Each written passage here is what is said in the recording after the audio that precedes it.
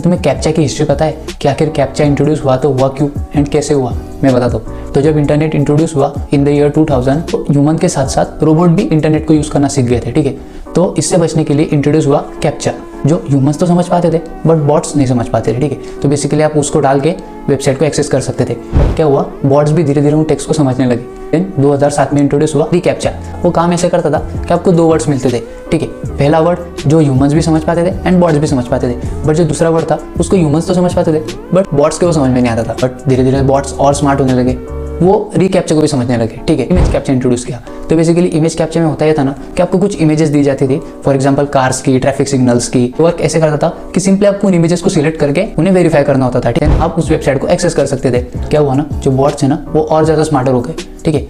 उन्होंने image captcha को भी समझ लिया। इससे बचने के लिए आया नो कैप्चा रिकैप्चा।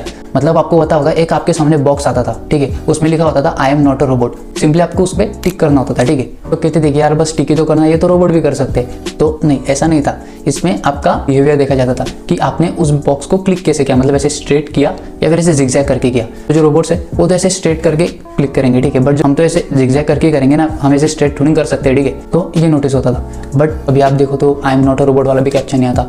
तो आखिर अब कैप्चा यूज़ होता है या नहीं? तो देखो अब यूज़ होता है रिकैप्चा वर्जन 3। इसमें आपका बिहेवियर नोटिस किया जाता है, ठीक है। एंड इस बेसिस पे जो वेबसाइट्स है वो डिसाइड करती है कि आपको एक्सेस देना है या नहीं देना है। अब कमेंट बॉक्स में जल्दी बताओ कितने लोगों को कैप्चा की हिस्ट्री पता थी।